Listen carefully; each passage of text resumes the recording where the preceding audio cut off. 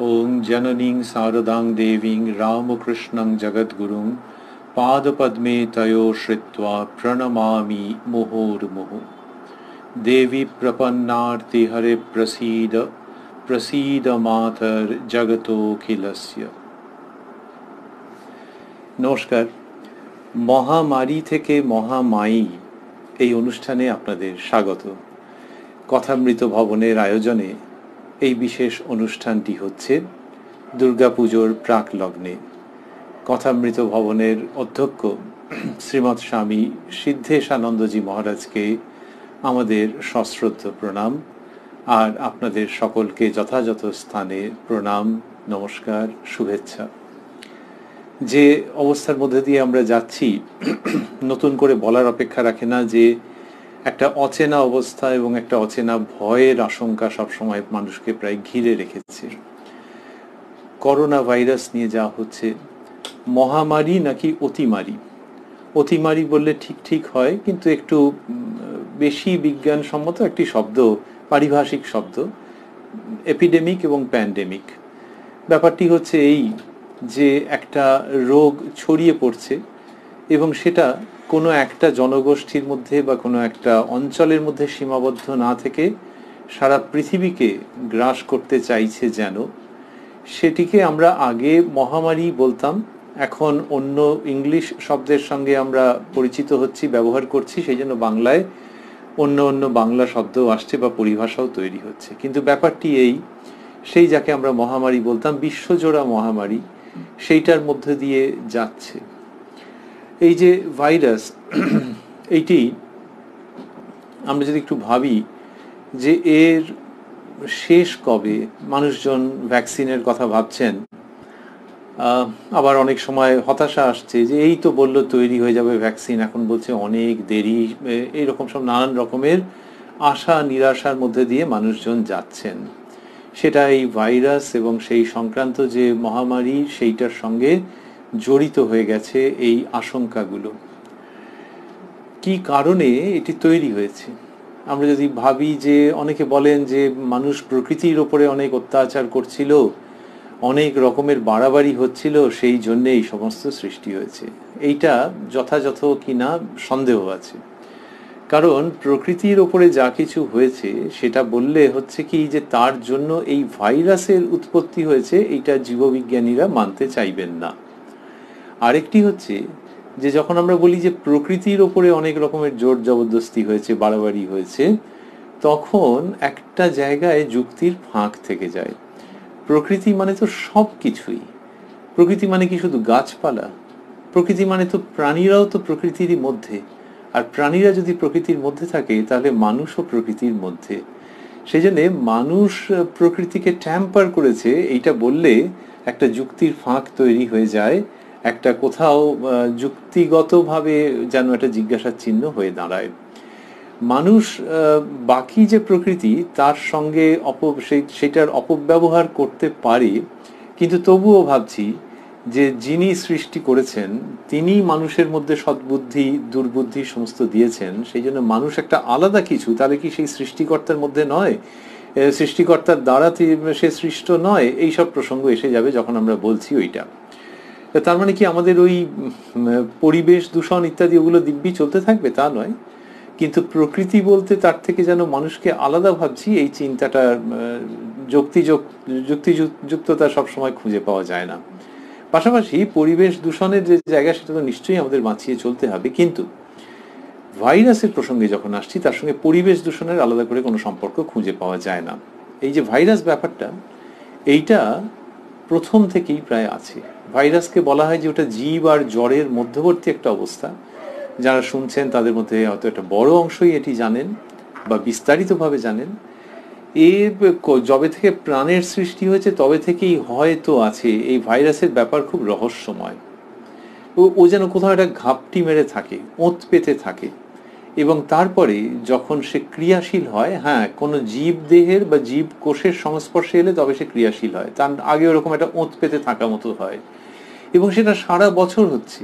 আশেপাশে রয়েছে ভাইরাস। এবার কোন ভাইরাস কখন সক্রিয় হবে, কতটা পরিমাণে সক্রিয় হবে, এবং কত দূর পর্যন্ত সক্রিয় হবে এগুলো সব আলাদা আলাদা রয়েছে। সেই জন্যে ভাইরাসের ওই কম বেশি হতেই থাকে, আর সেই ভাইরাসকে নিয়ে গবেষণারও শেষ নেই যে কে কি করে। কিন্তু কেউই বোধহয় এই 2020-তে দাঁড়িয়ে এরকম ভাবছেন না যে ভাইরাসকে চিরতরে পৃথিবী থেকে শেষ করে দেওয়া যাবে। কিন্তু এর মধ্যেও আবার একটু ইতিবাচক দিক আছে। 2020-তে এই বছরে যে নোবেল প্রাইজ দেওয়া হয়েছে সেখানে ভাইরাল যে হেপাটাইটিস সি সেইটি নিয়ে যুগান্তকারী গবেষণার জন্য নোবেল প্রাইজ পেয়েছেন। কিন্তু তার মধ্যে থেকে আমরা বুঝতে পারছি যে বাবা, জন্ডিস সে তো কবেকার পুরনো চেনা জিনিস, কিন্তু জন্ডিস একটা সাংঘাতিক রকমের, অনেকটা জানা নেই সেরকম ছিল। 2020-তে যখন সেইটি নিয়ে পুরস্কার দেওয়া হচ্ছে ওই গবেষণার জন্য, তার মানে আমরা আনন্দিত হচ্ছি, আবার ভাবছি যে তাহলে সত্যি এখনো অনেক পথ যেতে বাকি। ওই ভাইরাসটির সঙ্গে এই সদ্য তাহলে মোলাকাত হয়েছে এবং সদ্য তার একটা বন্দোবস্ত করা গেছে, তাহলে না জানি এখনো আরো কত পথ যেতে বাকি। এই অসুবিধাটা ভাইরাসকে নিয়ে রয়েছে। এবং সেখানে আজকের অনুষ্ঠানে আমরা যখন ভাবছি মহামারী থেকে মহামায়ী, তখন এই মহামারীর চরিত্র লক্ষণটির মধ্যে আরেকটুখানি থাকতে চাইছি। যখন এই ভাইরাস বিস্তার লাভ করেছে তখন প্রথমের দিকে লকডাউন হয়ে গেছে, তারপরে সেটি আবার আস্তে আস্তে শিথিল হয়েছে। এবং শিথিল কে কতটা করবেন এটা এক একটা জায়গায় এক এক রকম হয়েছে, এক একটা রাজ্যে এক একটা দেশে এক এক রকম। শিথিল তো করতেই হবে, নাহলে মানুষ বাঁচবে কি করে, কিন্তু কতটা পর্যন্ত করবে এবং সেই শিথিল করার ফলে আবার কি হতে পারে, তার খারাপ দিক কি হতে পারে। এবার এর মধ্যে হয়ে গেছে কি যে শিথিল করার সঙ্গে সঙ্গে সরকার বিভিন্ন জায়গায় যেরকম শিথিল করেছেন তার সঙ্গে সঙ্গে মানুষ আবার অতিরিক্ত শৈথিল্য দেখিয়েছে, তারা ভেবেছে যে আর কিছুই হবে না, এবং তার ফলে ওই ভাইরাসের যে বিস্তার, যে স্প্রেড, সেটা সাংঘাতিক রকমের বেড়ে গেছে বহু জায়গায়। এবং পৃথিবীর লোকজন বলছেন যে একটা সেকেন্ড ওয়েভ বলে বস্তু আছে, দ্বিতীয়বার আবার সেই ভাইরাসের অ্যাটাক। সেই যখন হচ্ছে তখন মানুষজন থতমত খেয়ে যাচ্ছেন। এই মুহূর্তে পুরো ইউরোপ থরথর করে কাঁপছে ওই সেকেন্ড ওয়েভের জন্যে। ফ্রান্সে এমার্জেন্সি ডিক্লেয়ার্ড হয়েছে। ইমার্জেন্সি ডিক্লেয়ার্ড হওয়া মানে কি, সাংঘাতিক জরুরি অবস্থা ডিক্লেয়ার্ড হয়ে গেছে, ঘোষিত হয়ে গেছে, এবং সেটি ভাইরাসের জন্যে, যে আইসিইউগুলো একবারে মুহূর্তের মধ্যে ভর্তি হয়ে যাচ্ছে। আমরা এইরকম একটা পরিবেশের মধ্যে থাকছি। সুতরাং মানুষ যেখানে খুব একটা সচেতন নয় সেগুলো ছেড়ে দিচ্ছি। ধরা যাক সচেতনতা এসে গেল, তাহলেও কিন্তু এই ভয়টা থাকছেই যে এই ভাইরাস কোনখানে গিয়ে ঠেকবে এবং মানুষের কি হতে পারে, এই জায়গাটি থেকে যাচ্ছে। আমরা সেটি সম্পর্কে সচেতন থাকছি না দুরকম ভাবে।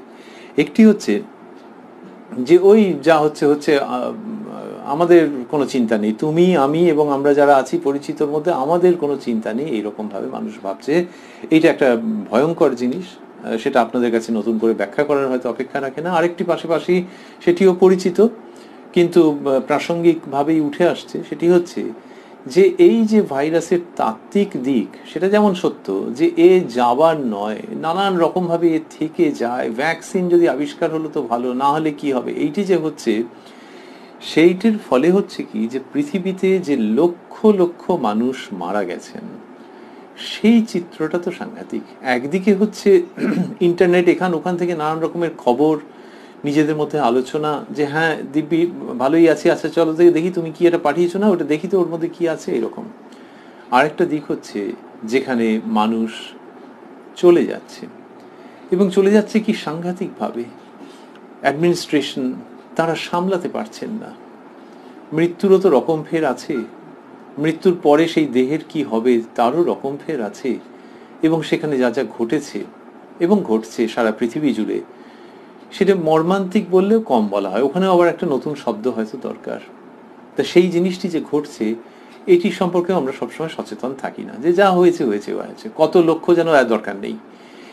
তো এইরকম যে এই পুজোর আর কদিন যেন বাকি, জামা কাপড় কেনা হয়েছে না অনলাইন দিয়েছো, এরকম ভাবে আমরা ওটাকে চেপে চেপে চেপে চেপে রেখে দিই। কি করবে মানুষ, কতই আর দুঃখের কথা শুনতে চায় বা শঙ্কিত হতে চায়। কিন্তু সেইখানে যে প্রসঙ্গটি থেকে যায় সেটি হচ্ছে যে ওই সত্য থেকে তো পালিয়ে যাওয়ার উপায় নেই। যদি ভাবা যায় যে ভাইরাসের একটা ভ্যাকসিন তৈরি হয়ে গেল, আমরা এই অনুষ্ঠানে নেতিবাচক ভাবে ধ্বনিত হতে চাইব না, কিন্তু জীবনের তো দুটো দিকই আছে, সুখ দুঃখ মিলে তো জীবন। তো তো সেই যদি বলে সুখ আর কি যেন একটা বললেন, ওটা বাদ, তাহলে আবার জীবনের সত্যকে অস্বীকার করে যাওয়া হয়। তো এই যে ভাইরাসের যদি ভাবি যে একটা ভ্যাকসিন বেরিয়ে গেল এবং সেই ভ্যাকসিন সমস্ত মানুষের আয়ত্তে এসে গেল ধীরে ধীরে ধীরে ধীরে, আর এই ভাইরাসটা একটা অতীতের বস্তু হয়ে গেল, ভারী চমৎকার, সেটা যেন ভগবান করেন এটি হয়তো অনেকে মনে মনে ভাববেন, আমরাও সেটি চাইব। পাশাপাশি এটা থেকে যাচ্ছে যে আবার নিত্য নতুন কি যে বেরুবে তার কোনো স্থিরতা নেই। জীবনের মধ্যে এই ভাইরাস একটা অদ্ভুত রকমের অনিশ্চয়তাকে দেখিয়ে দেয়, যে তুমি যতই এগিয়ে যাও না কেন, একটা কি পিলপিল করা ব্যাপার রয়েছে যেটা আনাচে কানাচে ওত পেতে আছে, এবং এটাকে পুরোপুরি হাটিয়ে দেওয়া যাবে এ তো ভাবা যাচ্ছে না, কেউ সেরকম বলছেন না। এখন এই 2019-20 এসে আমরা এইটার সম্পর্কে শিখছি, শিক্ষিত হচ্ছি, কিন্তু এ তো ছিলই এবং আছে এবং থাকবে। সেখান থেকে যখন কেউ ওটা ভাবছেন তখন একটা বিমর্ষ হওয়ার মতো কারণ থাকছে। সেটা হলো যে কখন যে মৃত্যু এসে দোরগোড়ায় টোকা মারবে সেটা কারোরই জানা নেই। তা সেটা কি শুধু ভাইরাসের ক্ষেত্রে না, সে তো চিরকালীনই, চিরকালীন সত্য। কিন্তু ভাইরাস যেন এসে সেটাকে আরো বেশি করে দেখিয়ে দিচ্ছে যে ওই যে সে আছে এবং দরজায় কিন্তু টোকা মারতেও পারে।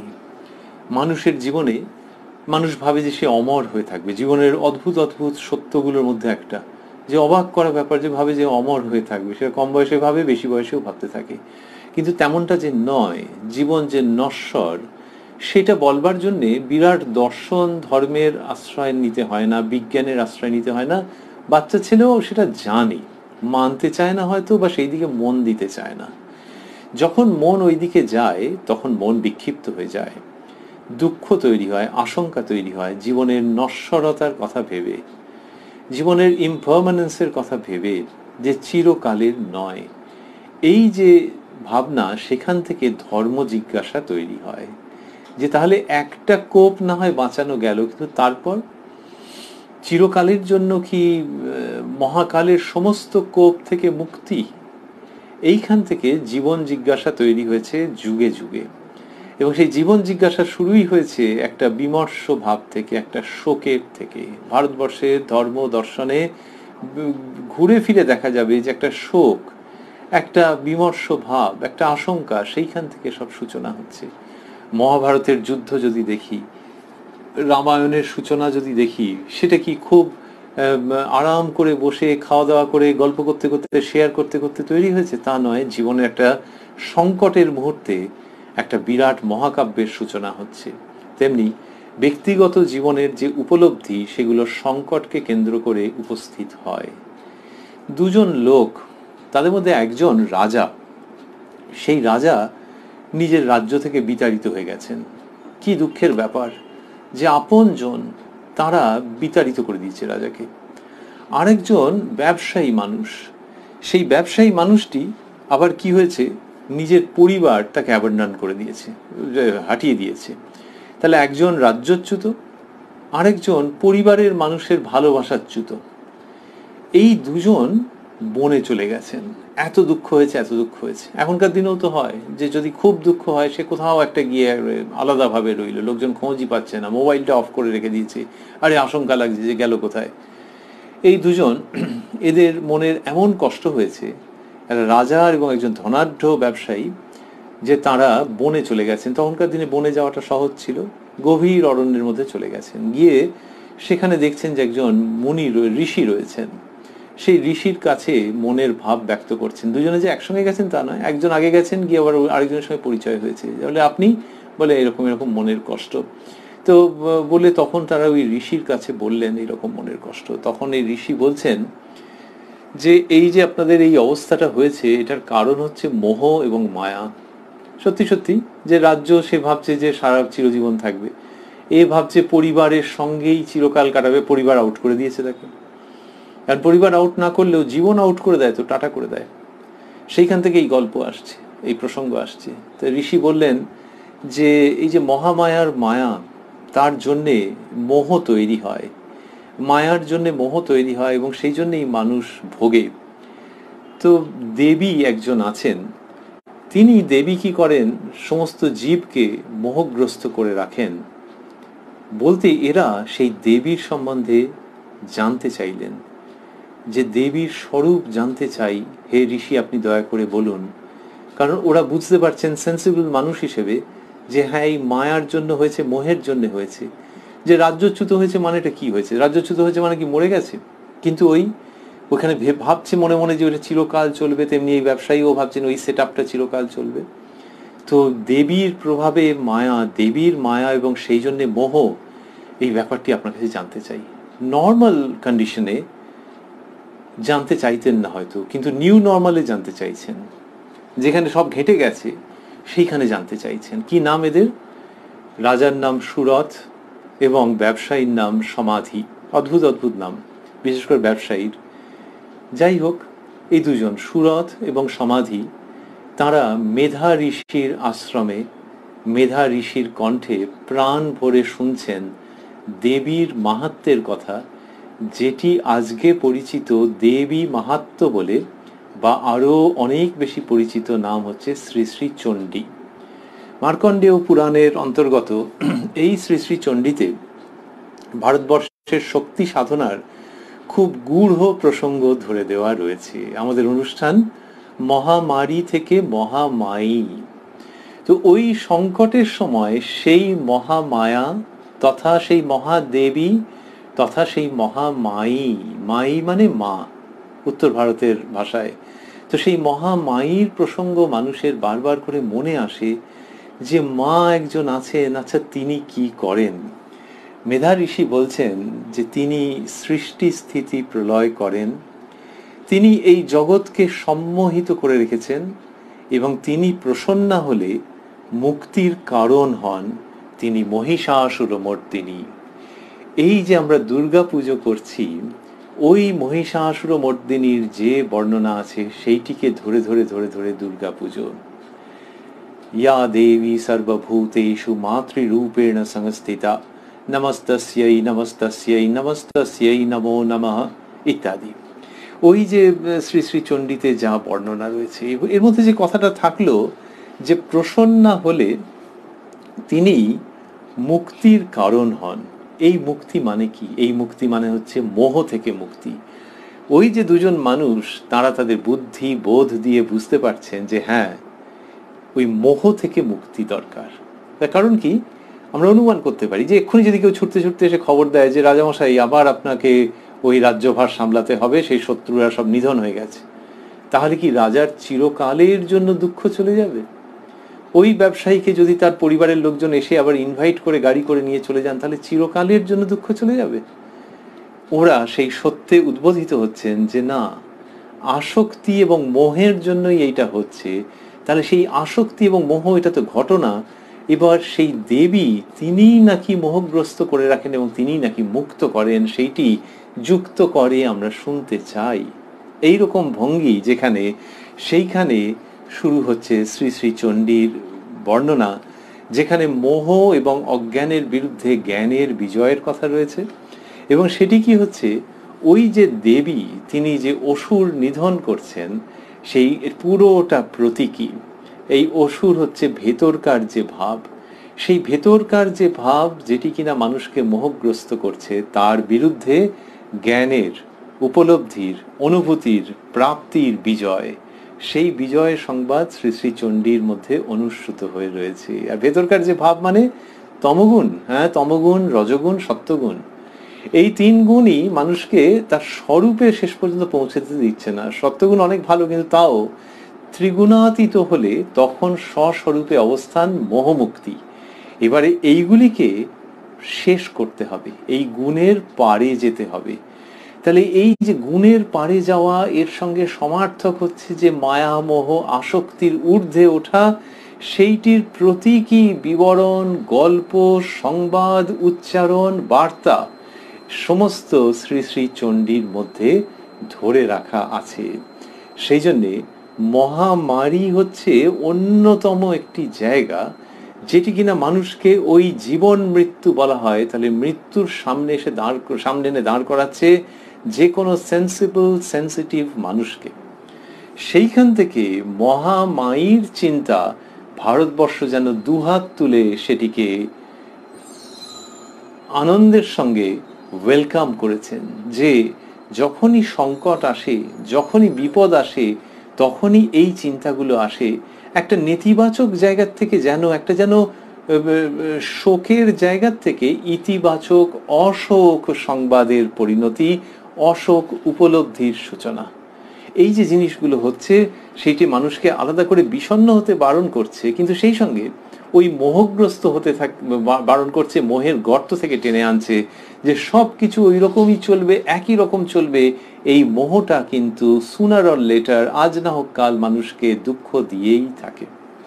শ্রী শ্রী চণ্ডীতে যার কথা রয়েছে সেখানে রয়েছে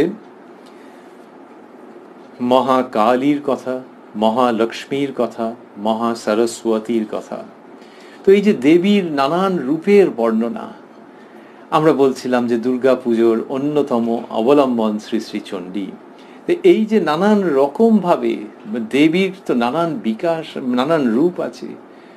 মা কালী, মা লক্ষ্মী, মা সরস্বতী, মা দুর্গা, মা জগদ্ধাত্রী, মা বিন্ধ্যবাসিনী, নানান রকম রূপে দেবীর বিকাশ। দেবী ওখানে অসুরকে যে নিধন করছেন সেটি প্রতীকী রূপে রয়েছে। আর কি আছে? আর হচ্ছে যে দেবতারা তার বন্দনা করছেন, দেবীর স্বরূপ রয়েছে। মেধামুনি সেটি বিস্তৃতভাবে বলছেন, দেবতারা দেবীর বন্দনা করছেন, এইসব রয়েছে। আর দেবী মানুষকে কি করতে হবে সেটা কি বলছেন? দেবীর ভাবটি হচ্ছে যে যারা তার শরণাগত হচ্ছে তাদের তিনি মুক্তির বিধান করছেন। মুক্তি মানে ওই অর্থে যে আত্যন্তিক আসক্তি এবং মোহমুক্তি, সেটি যারা তার শরণাগত হচ্ছে, তার শরণ নিচ্ছে, তাদেরকে তিনি এটি করছেন। এইবার শরণ নেওয়ার সঙ্গে সঙ্গে এই প্রসঙ্গ থেকেই যাচ্ছে যে মানুষে যে দেবীর শরণ নেবে তার জন্য তো ভেতরের একটা শুদ্ধতা দরকার। ওই যে দেবীর কাছে নিজেকে সমর্পণ করে দেবে, তার আগেই যদি মন অন্যদিকে বিক্ষিপ্ত হয়ে যায়, তাহলে মানসিক একটা স্তর থাকলে, মানসিক একটা প্রক্রিয়ার মধ্যে দিয়ে গেলে তবে তো দেবীর কাছে নিজেকে সমর্পণ করে দেওয়া যাবে। সেটি শ্রী শ্রী চণ্ডীর ব্যাখ্যা মুখে বিস্তৃতভাবে আলোচিত হয়েছে। এইবার এই যে দেবী তিনি আবির্ভূত হন, বলা হয়েছে পৃথিবীতে যে নানান রূপে বিভিন্ন সময়ে আবির্ভূত হন। আমাদের সময় যাকে এইভাবে পাচ্ছি, ওই দেবী শক্তি সম্পূর্ণরূপে আবির্ভূত হচ্ছেন, কিন্তু বাইরের প্রকাশ নেই। অথচ ভেতরের যে সুগভীর শক্তি সম্ভাবনা, সেটি যে কত বছর ধরে, কত হাজার হাজার বছর ধরে চলে যাবে, প্রবাহিত হতে থাকবে, সেটি অনুমানের বিষয়, কল্পনার এবং আনন্দের বিষয়। এই যে দেবীর নব্য আবির্ভাব, সেটি শারদা মণির রূপে, মা শারদার রূপে সেই দেবীর আবির্ভাব, যার সম্পর্কে আমরা ভাবি, আমরা স্তব করি, আমরা আরতি করি। আবার যখন ঠাকুর শ্রীরামকৃষ্ণ, মা শারদার সব আরতি হচ্ছে, তারপরে কি বলা হয়? জয় ভগবান শ্রীরামকৃষ্ণ দেব কি জয়, জয় মহামায়ী কি জয়, জয় স্বামীজি মহারাজ জি কি জয়। ওই যে মহামায়ী কি জয়, তিনি মা শারদা। এইভাবে তো আমরা কতবার অভিজ্ঞতার মধ্যে পেয়েছি যে মা শারদাকে মহামায়ী রূপে জয়ধ্বনি দেওয়া হচ্ছে। সেই মা সরস্বতী শারদার মধ্যে ওই দেবী ভাব, যার বন্দনা শ্রী শ্রী চণ্ডীতে, এবং যার এক অর্থে বন্দনা তাঁরই স্বামী দেবতার শ্রীকণ্ঠে। শ্রীরামকৃষ্ণ বলছেন, ও শারদা সরস্বতী জ্ঞান দিতে এসেছে। ওই যে আমরা বলছিলাম মহা সরস্বতী, তার কথা শ্রী শ্রী চণ্ডীতে রয়েছে, সত্যগুণের দিক থেকে যেন বিকাশ। তা সেই রকম যে দেবী, সে তো শুভ্র বস্ত্র পরিহিতা। শ্রীরামকৃষ্ণ বলছেন, ও শারদা সরস্বতী জ্ঞান দিতে এসেছে। ওই দেবী তিনি জ্ঞান। আচ্ছা, মা শারদার তো এমনি লেখাপড়া না, এটা এমনি লেখাপড়ার প্রসঙ্গ হচ্ছে না, এটি হচ্ছে জ্ঞান। সেই জ্ঞান যা মানুষকে ওই আসক্তি মুক্ত করে, সেই বিদ্যা যা মানুষকে মোহমুক্ত করে। আমাদের শাস্ত্রে বলা হয়েছে সা বিদ্যা ইয়া বিমুক্তয়ে, সেটি বিদ্যা যা মানুষকে মুক্ত করে দেয়, বিশেষভাবে মুক্ত করে দেয়। সেই বিদ্যার অধিষ্ঠাত্রী এইবারে জয়রাম বাটিতে আবির্ভূতা শ্রীরামকৃষ্ণের উক্তি মতো তিনি সারদা সরস্বতী। ঠাকুর বলছেন ও সারদা সরস্বতী জ্ঞান দিতে এসেছে। এইখানটিতে দাঁড়িয়ে আমরা কি করব? আমরা ভাবতে চাইব যে মা সারদা কি বলছেন, কি সেই জ্ঞান, কি সেই বিদ্যার উক্তি যার সাহায্যে মানুষের মোহমুক্তি হচ্ছে, মানুষের ভেতরে শরণাগতির ভাব আসছে।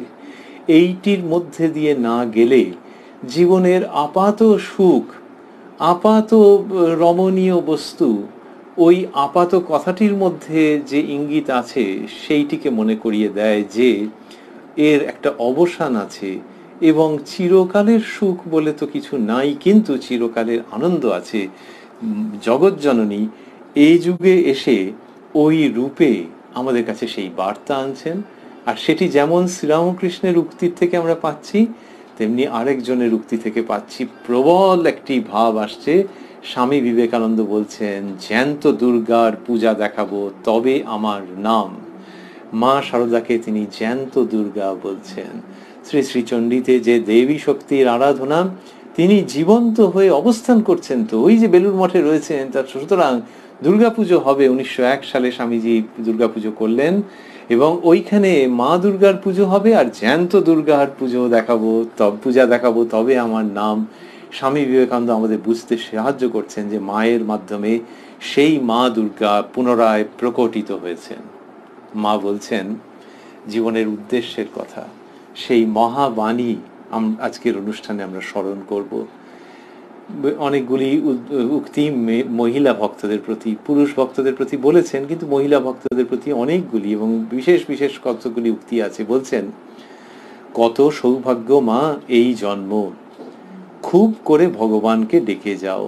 কত সৌভাগ্য মা এই জন্ম, খুব করে ভগবানকে ডেকে যাও।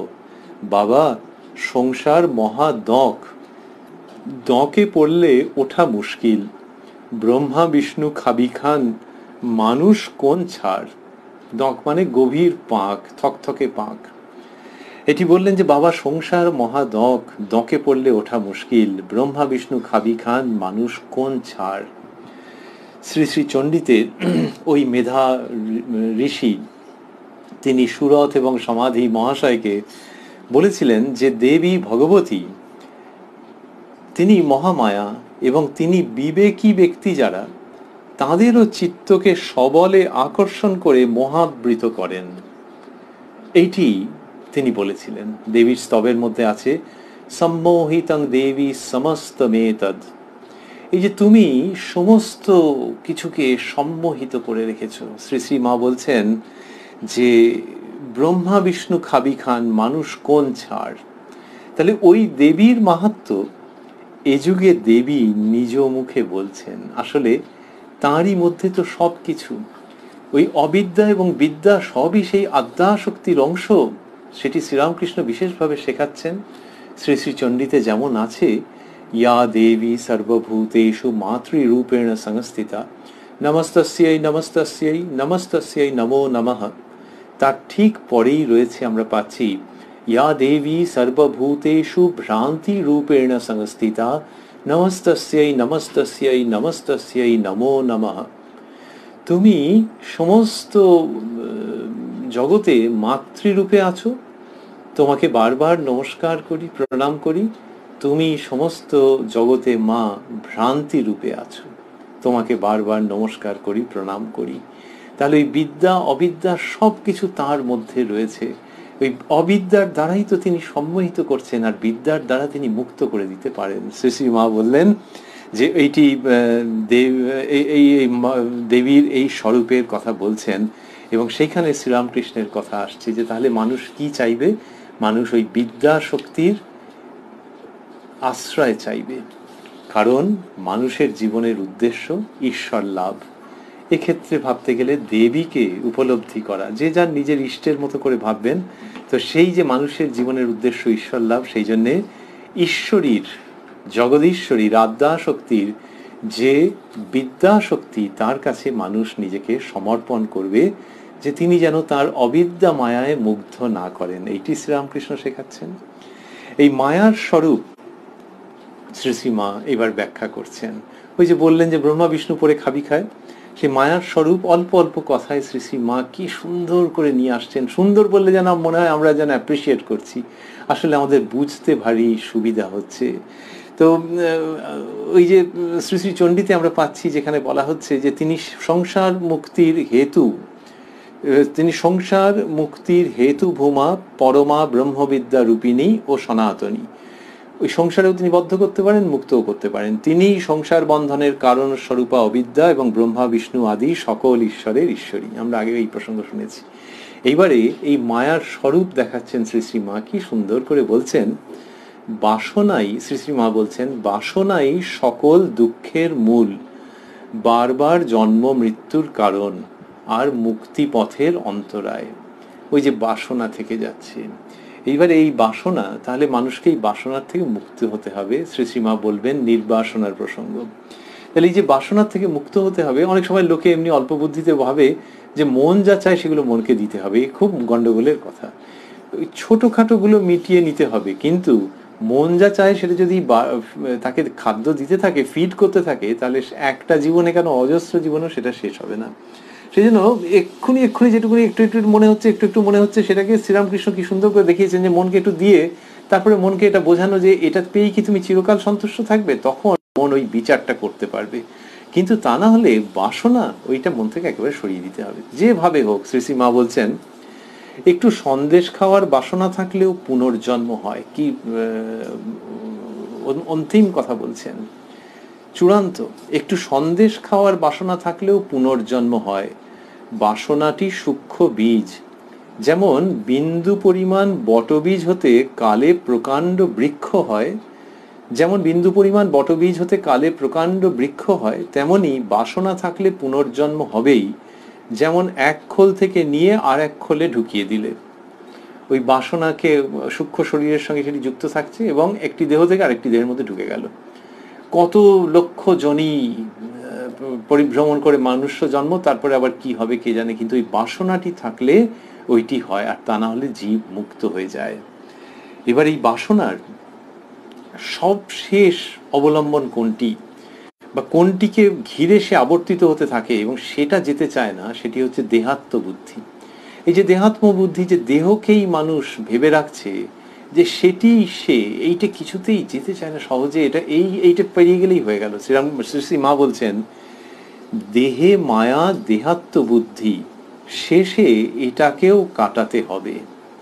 কিসের দেহ মা, দেশের ছাই বই তো নয়, তার আবার গর্ব কিসের, যত বড় দেহখানাই হোক না, পুড়লে ওই দেশের ছাই। এই জগতের অনিত্যতার কথা মা সংসারী মানুষদের সঙ্গে বলছেন। জ্ঞানদায়িনী মা, শারদা সরস্বতী মা, তিনি এইসব কথা বলছেন। তাহলে এর মধ্যে যে বৈরাগ্যের সুর আসছে, জীবনের নশ্বরতার প্রসঙ্গ আসছে, তাহলে কি দাঁড়াচ্ছে যে মানুষ তাহলে সংসারের কাজকর্মের মধ্যে আর লিপ্ত হবে না, এটাই তো? শ্রী শ্রীমা তা বলছেন না, কিন্তু বাসনা শূন্যভাবে কর্ম করা, আসক্তি শূন্যভাবে কর্ম করা, যে যা কর্তব্য আছে সেগুলো করবে, কিন্তু তার মধ্যে নিজে জড়াবে না। নিজে জড়াবে না মানে যখন তার ওই কর্তব্যের দায়িত্বটা থাকবে না, যদি কেউ জড়িয়ে থাকে তখন দেখা যাবে মুশকিল। কিরকম, মানুষে বলে থাকে যে সংসারের কর্তব্যগুলো, এগুলো সব কর্তব্য বোধে করে যাচ্ছি, এটাই পুজো, বুঝলেন, আর এমনি পুজো তো করা হয় না। সেটা কেউ ভাবতে পারলে ভালো, অনেকে ভাবেনও।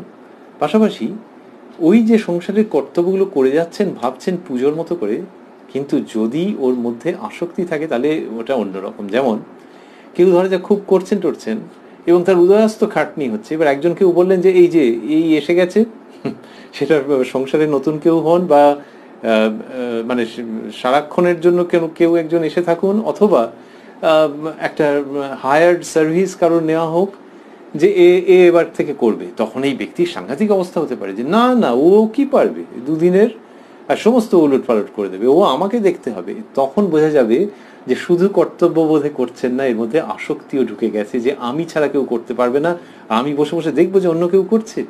তখন তাকে যদি বলা হয় যে আপনি তো বললেন যে এমনি ধর্মকর্মের সময় পাচ্ছেন না, বলে ও সব ছাড়ো এখন, কিন্তু ও পারবে না, কেউ সংসারকে ডুবিয়ে দেবে। শ্রী শ্রী মা বলছেন যার উপর যেমন কর্তব্য করে যাবে, কিন্তু ভালো এক ভগবান ছাড়া আর কাউকে বেশো না।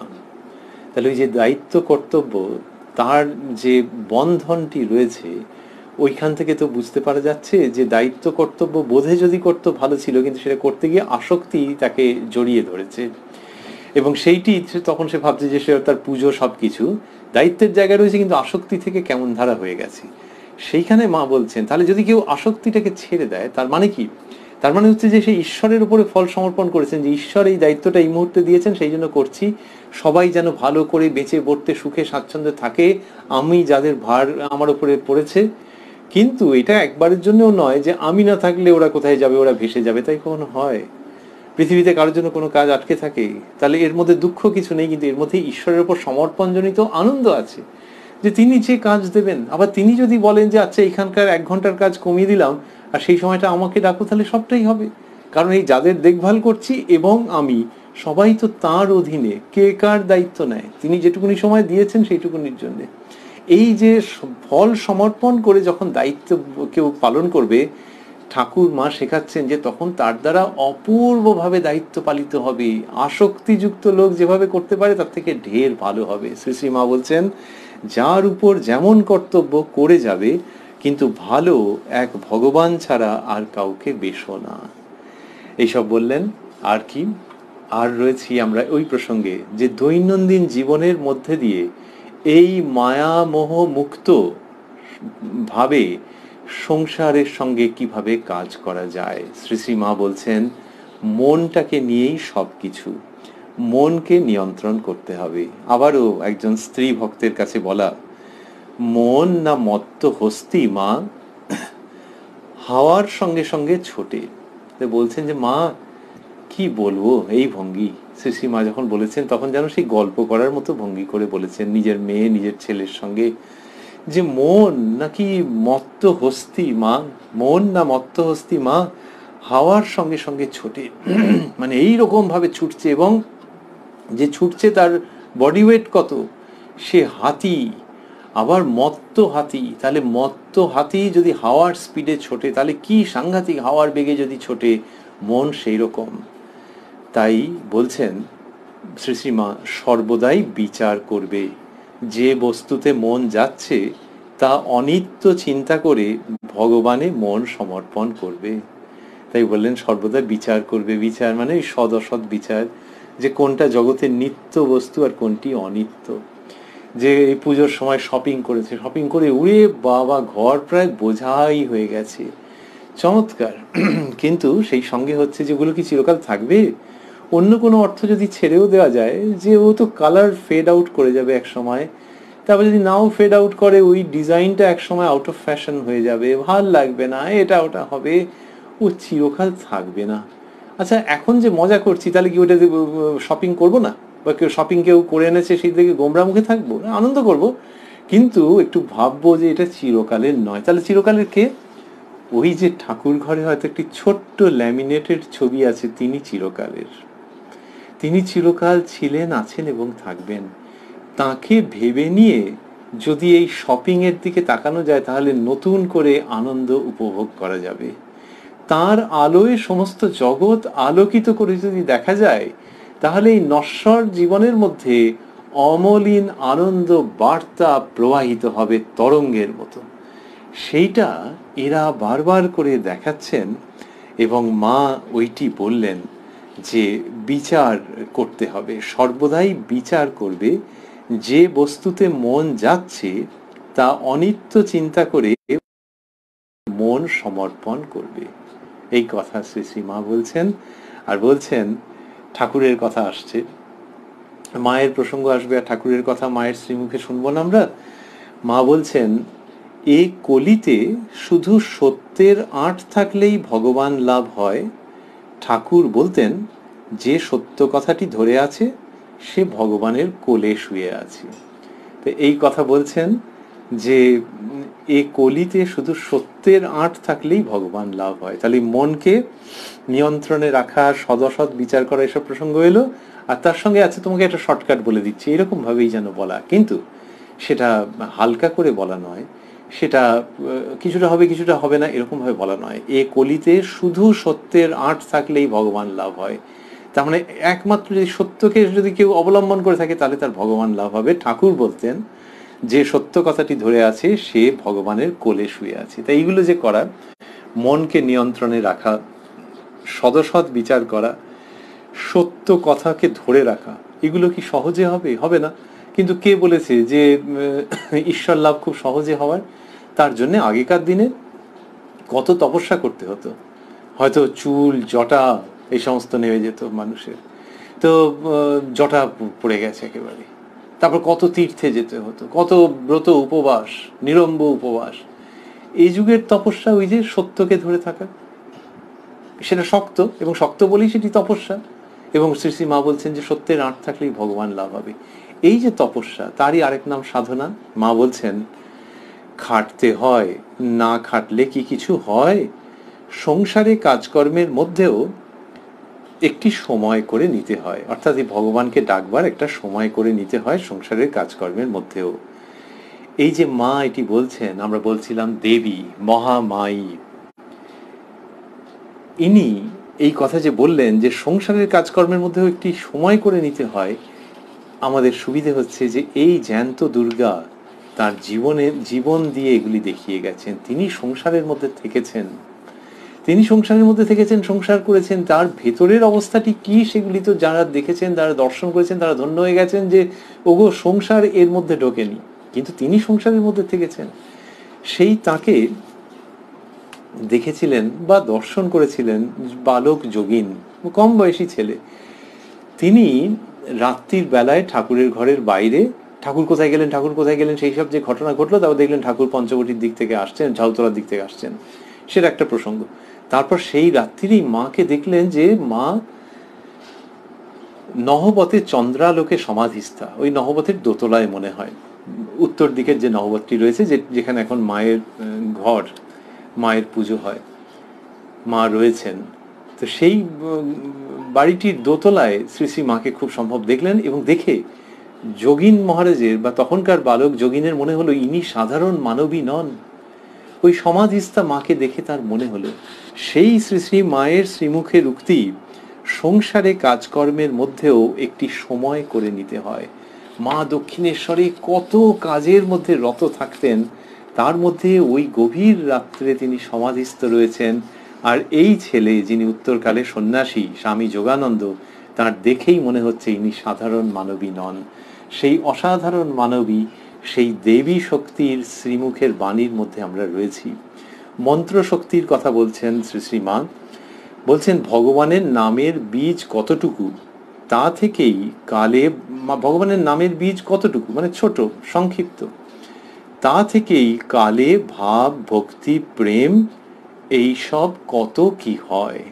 তো এই ভগবানের নামের বীজের কথা বলছেন যে ওই নাম জপ করতে হয়।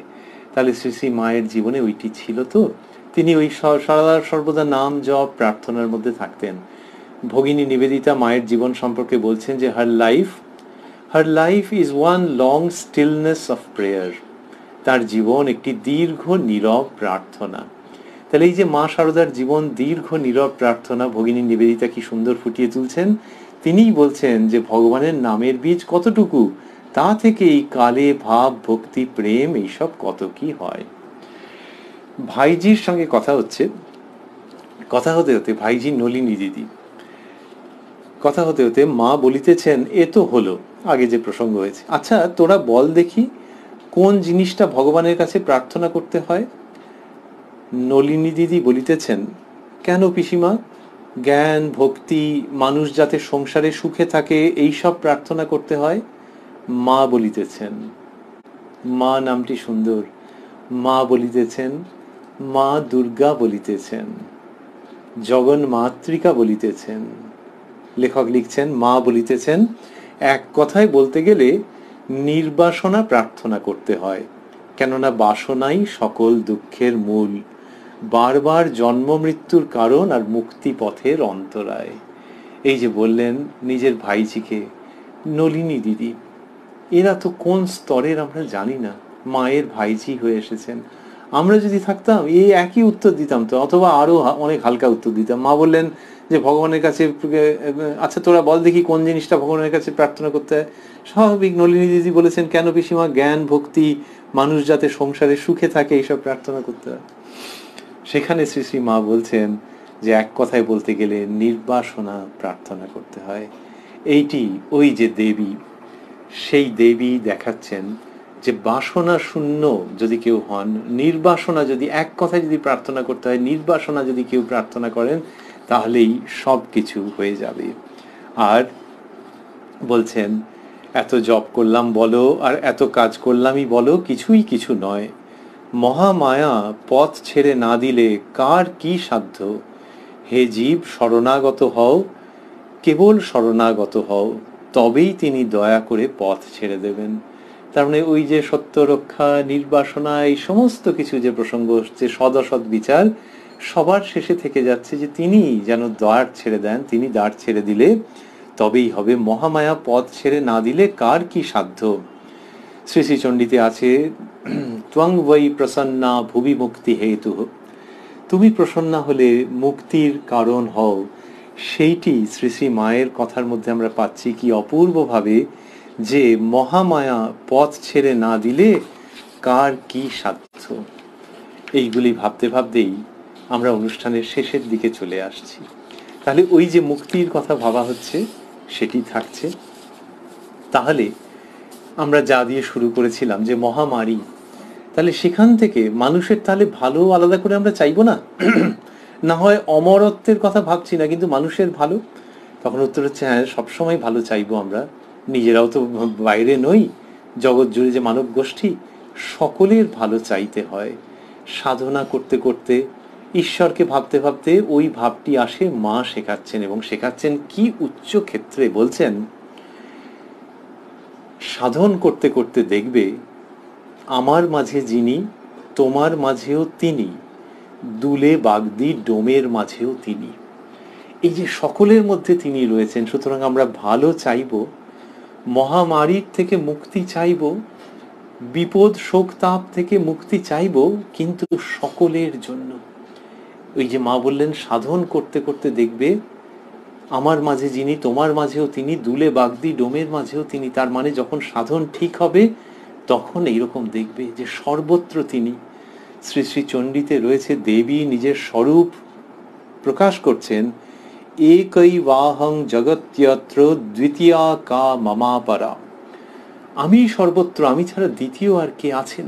দেবী নিজের শক্তির কথা বলছেন মানুষের কল্যাণের জন্যে, তার শিক্ষার জন্যে।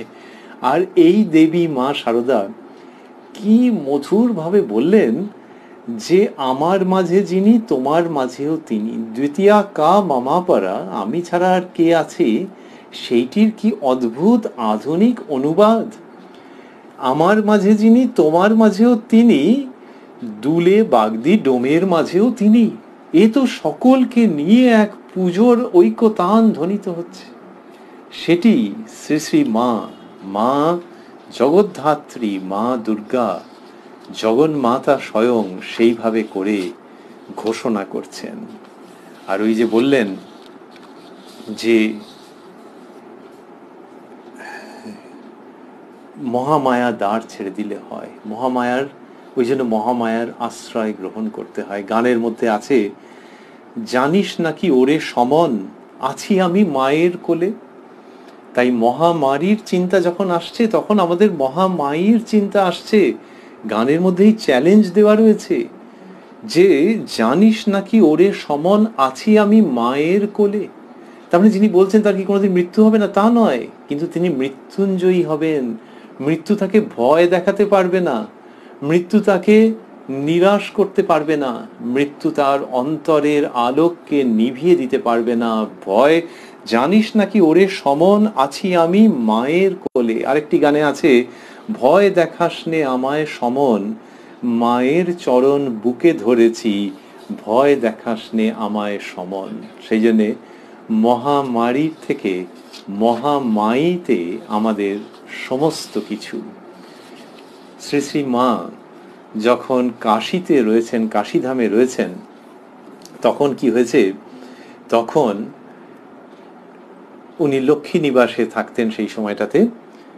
ব্রহ্মানন্দজি মহারাজ, শ্রীমৎ স্বামী ব্রহ্মানন্দজি মহারাজ, রাখাল মহারাজজি যার নামে যিনি পরিচিত, আর মায়ের রাখাল, ঠাকুরের রাখাল শ্রীমৎ স্বামী ব্রহ্মানন্দজিও তখন কাশীতে, এবং তিনি নিবাসে গিয়ে মায়ের কুশল সংবাদ নিতেন। তো মা তো নিজে সবসময় উত্তর দিতেন না, ওর সঙ্গিনী যারা ছিলেন তারা জানাতেন মায়ের কুশল সংবাদ, এরকম ভাবেই হতো। একদিন মহারাজ সংবাদ নিতে গেছেন, আর তখন গোলাপ মা ওপর থেকে জিজ্ঞাসা করছেন, রাখাল মা জিজ্ঞাসা করছেন আগে শক্তি পূজা করতে হয় কেন। এই জন্য কুইজের মতো মা তার ছেলেকে সেদিনকে জিজ্ঞাসা করছেন, গোলাপ মা সেটি একটু উচ্চস্বরে রাখাল মহারাজকে বলছেন। তখন স্বামী ব্রহ্মানন্দজি বলছেন সঙ্গে সঙ্গে, মার কাছে যে ব্রহ্মজ্ঞানের চাবি, মা কৃপা করে চাবি দিয়ে দৌড় না খুললে যে আর উপায় নেই, এটি বলছেন। এটি আমরা বইপত্রে পড়েছি। কেউ যদি ব্রহ্মানন্দজির উক্তি নাও জানেন তাহলে হয়তো এই রকমের উক্তির সঙ্গে তিনি দিব্যি পরিচিত, কিন্তু ওরা যখন বলছেন তখন তো অন্যরকম ব্যাপার। কেন না, দোতলায় তো তিনি রয়েছেন, যার সম্পর্কে বলা হচ্ছে যে ব্রহ্মজ্ঞানের চাবি তার কাছে আছে, মা কৃপা করে চাবি দিয়ে দৌড় না করলে যে আর উপায় নেই, এটি যার সম্পর্কে বলা হচ্ছে তিনি দোতলায় রয়েছেন, আর তিনি এই প্রশ্নটা করে পাঠিয়েছেন। গোলাপ মা বলেছেন, রাখাল মা জিজ্ঞাসা করছেন আগে শক্তি পূজা করতে হয় কেন। তাহলে আনন্দ হবে না যে তিনি এই প্রশ্ন করেছেন আমাকে? এ তো মহা আনন্দের ব্যাপার। একটু আগে ওই যে আমরা শুনছিলাম যে শ্রী শ্রী মা বলছেন নিজেই যে তিনি মহামায়া পথ ছেড়ে না দিলে কার কি সাধ্য, আর এই কাশীতে তাঁরই সন্তানকে তিনি ওইরকম ভাবে জিজ্ঞাসা করছেন। এবার ব্রহ্মানন্দজি যখন উত্তর দিচ্ছেন, দিতে দিতে তিনি একবারে আবেগ বিহ্বল হয়ে পড়লেন। বিহ্বল মানে সেটা শক্তির কমতি নেই তাতে, ওই আবেগের দ্বারা তার মধ্যে অপূর্ব শক্তিময় মাধুর্যপূর্ণ ভাবের সৃষ্টি হচ্ছে। এবং মহারাজ বলছেন যখন, যে মার কাছে যে ব্রহ্মজ্ঞানের চাবি, মা কৃপা করে চাবি দিয়ে দৌড় না খুললে যে আর উপায় নেই, এটি যখন বলছেন, বলতে বলতেই তিনি গান ধরছেন। সেই গানটি কি? শঙ্করী চরণে মন মগ্ন হয়ে রও রে, মগ্ন হয়ে রও রে, সব যন্ত্রণা এড়াও রে। মহামারীর থেকে মহামায়ীর দিকে যখন আমরা দৃষ্টিপাত করছি তার পদপ্রান্তে, তখন আমাদের এইগুলি সব মনে পড়ছে। ব্রহ্মানন্দজি একটু স্থূল দেহ ছিল, একটু মোটা সোটা, তিনি গান গাইছেন এবং নাচছেন। শঙ্করী চরণে মন মগ্ন হয়ে রও রে, মগ্ন হয়ে রও রে, সব যন্ত্রণা এড়াও রে। এ তিন সংসার মিছে মিছে ভ্রমিয়ে বেড়াও রে, কুলকুণ্ডলিনী ব্রহ্মময়ী অন্তরে ধিয়াও রে। ধিয়াও রে মানে ধ্যান করো। এ তিন সংসার মিছে মিছে ভ্রমিয়ে বেড়াও রে, কুলকুণ্ডলিনী ব্রহ্মময়ী অন্তরে ধিয়াও রে। কমলাকান্তেরও বাণী শ্যামা মায়ের গুণ গাও রে, এ তো সুখের নদী নিরবধি ধীরে ধীরে বাও রে। শঙ্করী চরণে মন মগ্ন হয়ে রও রে। এই গান গাইতে গাইতে মহারাজের এমন ভাব হলো, হো হো হো হো করতে করতে তিনি হাত তুলে গান গাইতে গাইতে ধীরে ধীরে ওই জায়গার থেকে প্রস্থান করলেন। মানে নিজেকে আর ধরে রাখতে পারছেন না। অপূর্ব ভাব ও ব্যঞ্জক এই পরিবেশ, এই পরিস্থিতি, এই দৃশ্য, এই স্বর্গীয় রূপ, এই ভাবতে ভাবতেই আমাদের অনুষ্ঠান আমরা শেষ করতে চাইছি। আর ওই যে শেষে গানের বাণীতে রয়েছে, কমলাকান্তেরও বাণী শ্যামা মায়ের গুণ গাও রে। আমরা শ্যামা সুতা সারদা মায়ের গুণ এইভাবেই গাইতে চাই। কমলাকান্তেরও বাণী শ্যামা মায়ের গুণ গাও রে, সারদা মায়ের গুণ গাও রে। এ তো সুখের নদী নিরবধি ধীরে ধীরে বাও রে। মানে কোনো আশঙ্কা নয়, উদ্বেগ নয়, অজানা আশঙ্কা নয়, মহামারী মহাভয় থেকে মুক্তি। এ তো সুখের নদী নিরবধি ধীরে ধীরে বাও রে, শঙ্করী চরণে মন মগ্ন হয়ে রও রে। ওং জননীং শারদাং দেবীং রামকৃষ্ণং জগদ্গুরুং পাদপদ্মে তয়োশ্রিত্বা প্রণমামি মুহুর্মুহুঃ।